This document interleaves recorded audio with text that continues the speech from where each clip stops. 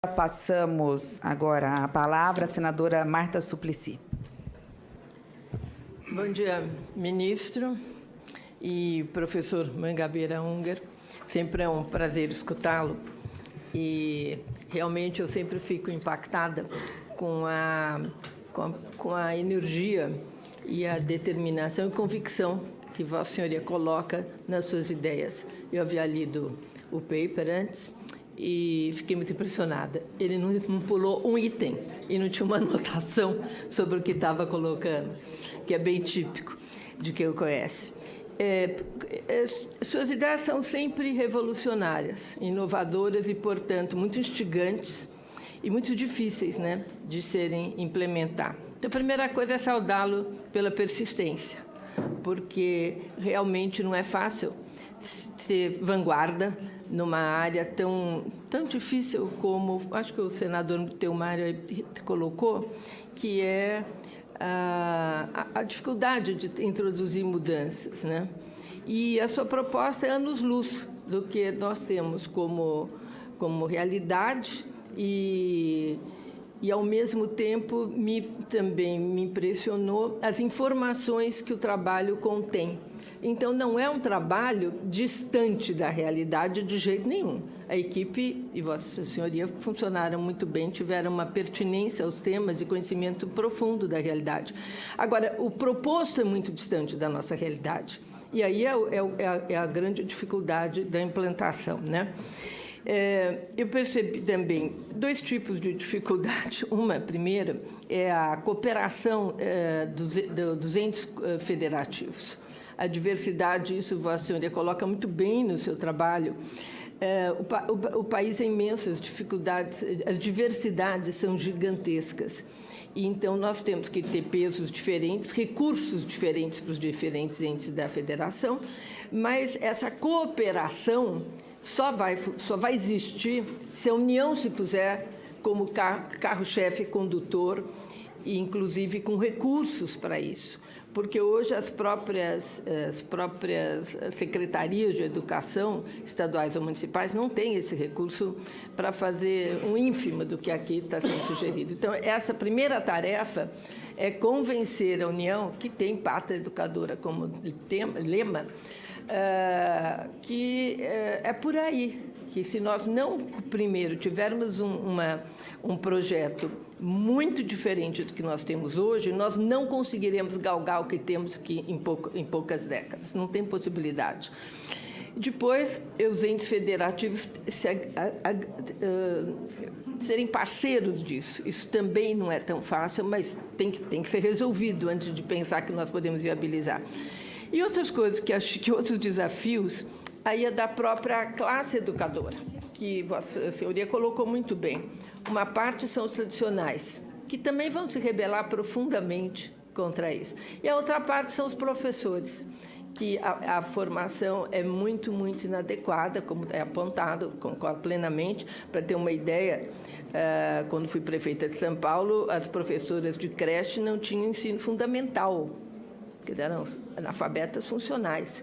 Nós tivemos que ter um curso na USP de 2 anos para que elas pudessem ter um mínimo de qualificação. Pessoas que trabalhavam com muita generosidade até por 20 anos naquela situação, mas que não tinham formação. Então, isso na cidade mais rica do país, né? E eu acho que talvez pudesse fragmentar isso para tornar mais possível.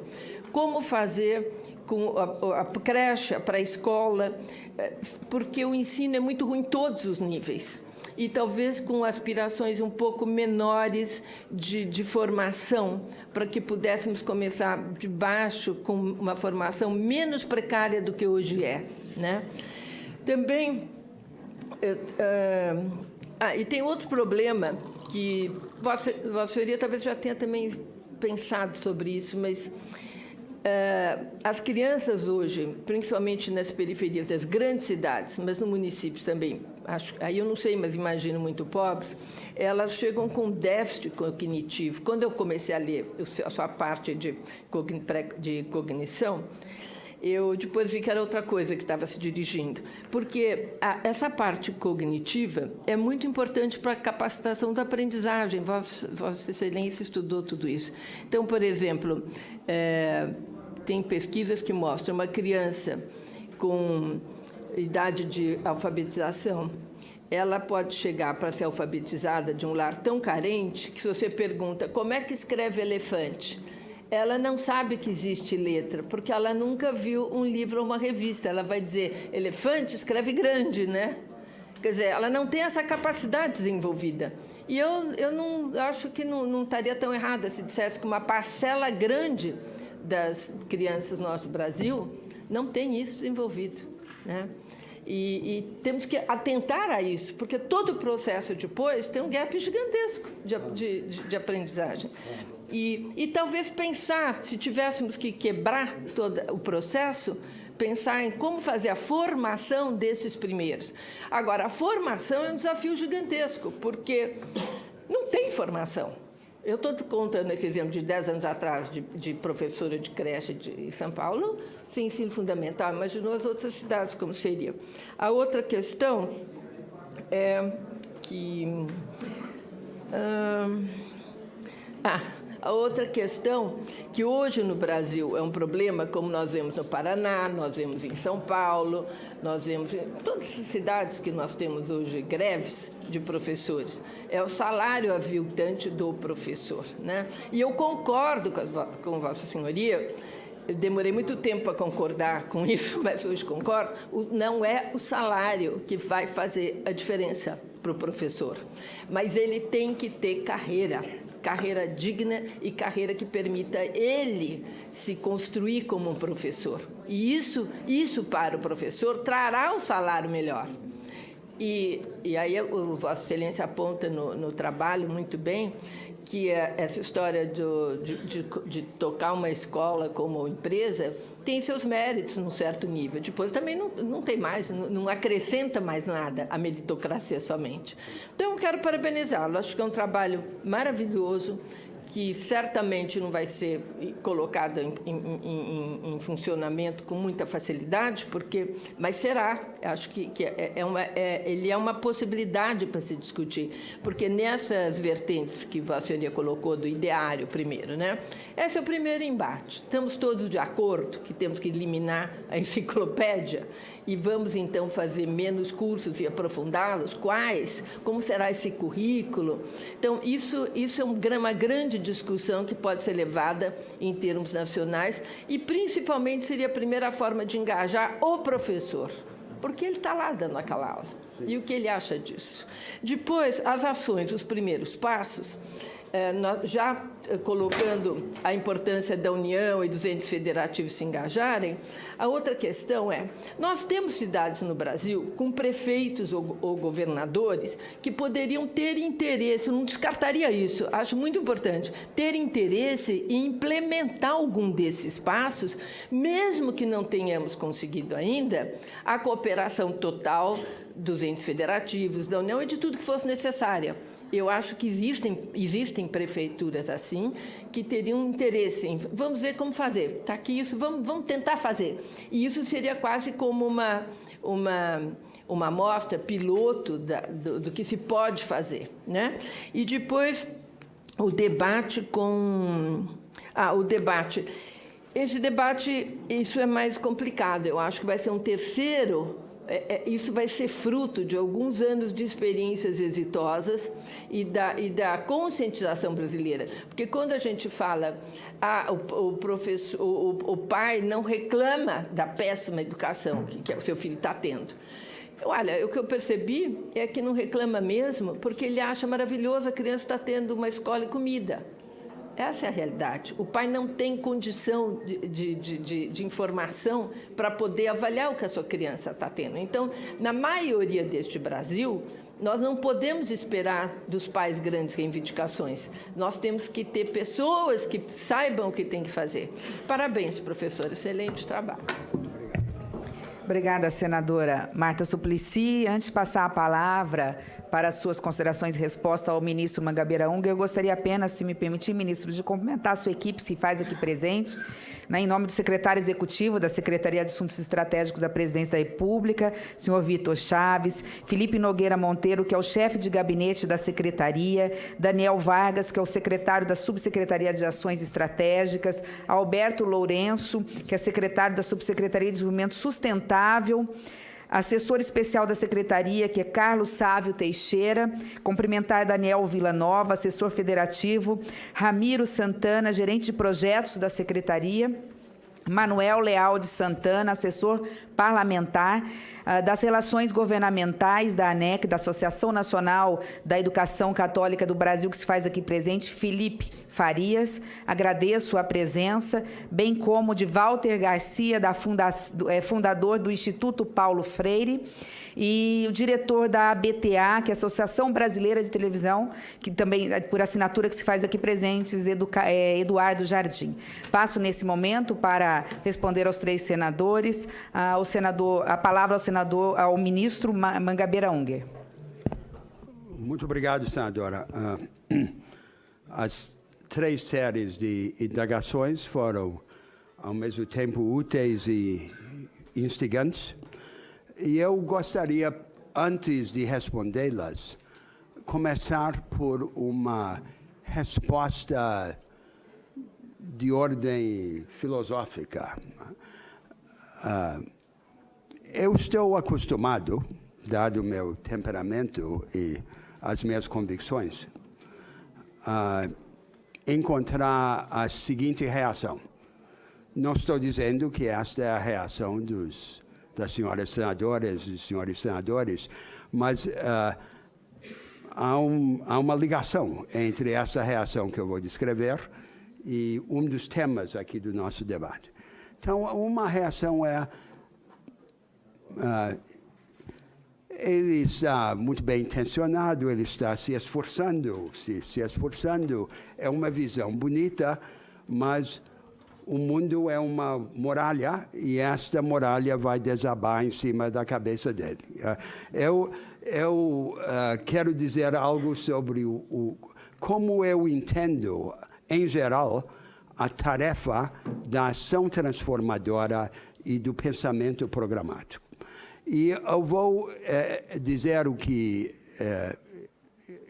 quero sugerir a esse respeito, na forma de um dilema característico, que quem propõe alternativas no mundo todo hoje enfrenta.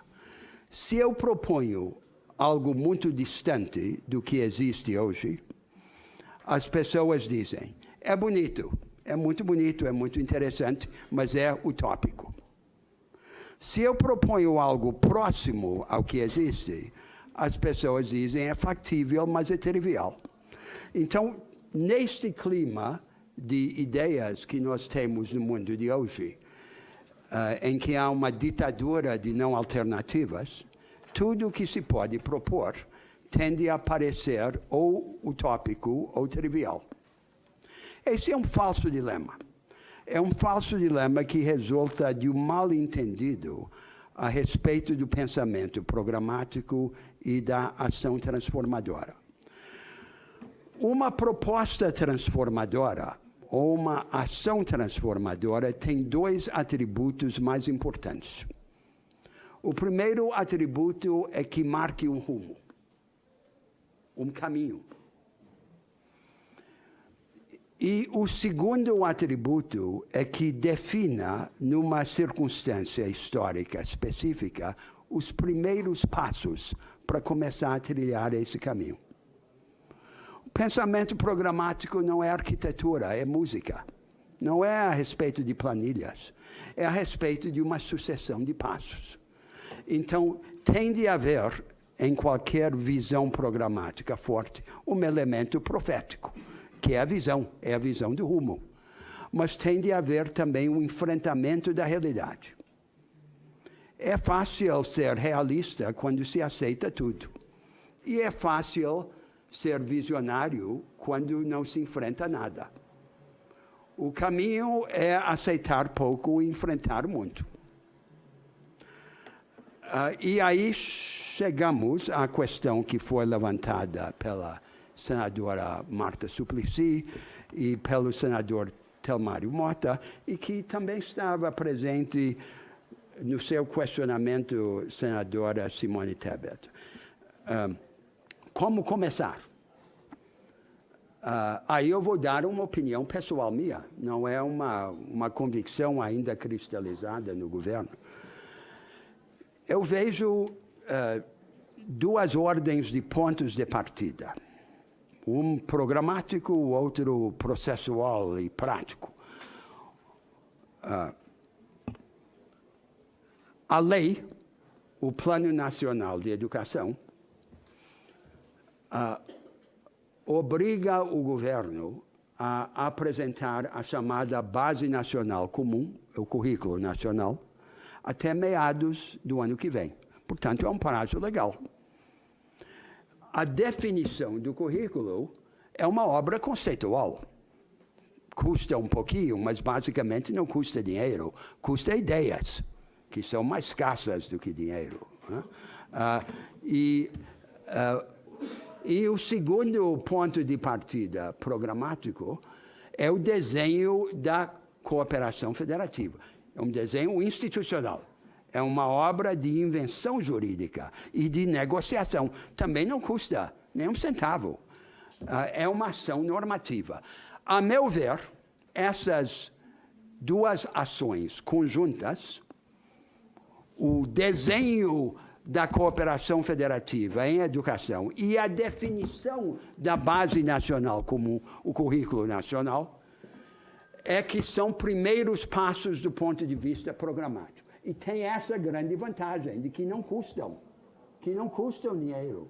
Então, os constrangimentos do ajuste fiscal não são razão para não deslanchar essas iniciativas. Agora, essas duas ordens de ações, que são dois primeiros passos no plano programático, têm de vir juntos com um primeiro passo de ordem prática, que é organizarmos desde já um debate a respeito da educação diferente do tipo de debate que temos tido agora. Então, não pode ser apenas o debate entre os de sempre. Porque com os debates entre os de sempre, como eu dizia, vai ganhar seguramente o lado pior. E nós não vamos conseguir superar a aliança das ilusões teóricas, dos fetiches do politicamente correto e do corporativismo sindical, e ainda por cima da inércia burocrática. Então, como é que vamos quebrar isso? Não vamos quebrar sendo bem comportados e reestabelecendo o tipo de debate que tivemos até agora. Só vamos quebrar tendo um debate diferente do debate que tivemos agora, convocando os que não participaram até agora. E esse é o sentido, senadora, também da minha presença aqui. Eu estou pedindo a ajuda do Senado para acender as luzes e ampliar o debate. Agora eu quero responder mais especificamente a seus outros questionamentos, senadora Simone. Combinar isto primeiro com uma observação a respeito de um comentário da senadora Marta Suplicy. Este projeto, essa proposta, não contempla a questão dos primeiros anos, a primeira infância. Fundamental para o desenvolvimento cognitivo. Nenhum de nós nega isto, né? Mas aí são ações que virão num outro conjunto de propostas. Aqui é o ensino fundamental e o ensino médio. A senhora me perguntou, senadora Simone, a respeito da participação do MEC. Então, mais uma vez, eu quero ser claro. O Ministério da Educação participou desde o início, desde o primeiro momento. Eu assumi assuntos estratégicos no dia 5 de fevereiro e Poucos dias depois, eu já estava trabalhando com o então ministro da Educação e sua equipe. O Ministério da Educação tem trabalhado em todas as etapas deste projeto, em todas as variações. Essa colaboração foi evidentemente perturbada pela sucessão inesperada que ocorreu na condução do Ministério. Agora, eu quero ser claríssimo. O projeto da Pátria Educadora não é meu. Quem conduz o projeto da Pátria Educadora é a presidenta. A Secretaria de Assuntos Estratégicos tem uma equipe minúscula, não tem recursos financeiros consequentes e não tem poderes normativos. O que nós fazemos é assessorar a presidenta, o governo, o Estado e, se possível, até a nação na organização desse debate sobre os projetos de Estado. Mas não sou eu que tenho o poder de decidir a sequência em que as coisas acontecem. Depois, a senhora me perguntou em seguida a respeito... Desculpa, ministro, se me permite, já esclarecendo, acho que Vossa Excelência sabe que nós temos um portal aqui, que é o portal da cidadania, Sim. E através dele vários cidadãos e cidadãs podem elaborar suas perguntas. Eu, em função da escassez do tempo, eu vou estar entregando à sua assessoria, algumas perguntas já nos chegaram, se puderem depois encaminhar por e-mail, mas já dizendo que uma delas, Vossa Excelência acabou de responder, é do Tiago Guimarães de Oliveira, de Minas Gerais, e ele diz exatamente a respeito disso. Há críticas que se houve a respeito da não participação efetiva do MEC e de demais educadores na elaboração dessa proposta inicial, porque o MEC e outros interessados não participaram. Então, dizer que essa pergunta já foi respondida, eu vou estar passando à sua assessoria as demais perguntas, Muito que são obrigado. várias, para que Vossa Excelência possa estar Pela respondendo. ordem, senadora, eu ia sugerir, e agora Vossa Excelência levantou, esse portal é muito visto, ministro. Então, eu não sei se nesse portal poderíamos colocar essa palestra, que já está aqui pronta, né? E talvez o ministro poderia estabelecer algumas questões focadas na palestra para permitir uma interação, isso e para sindicatos de professores, Ótimo. para pessoas que não se interessam por sindicato ou que não estão dando aula nessa área, mas que poderiam colaborar. Porque se estamos aqui com essa ideia de que é muito instigante, interessante e possível, nós temos que começar a agitar. E aqui o Senado tem um pequeno instrumento. Excelente sugestão, senadora Marta. Nós já vamos solicitar ao Júlio, secretário da comissão, que, acatando a sua sugestão, possa colocar no portal, pelo menos, as diretrizes básicas da palestra, né, do ministro, não sem antes, claro, ouvir a equipe naquilo que possa entender mais importante e fundamental.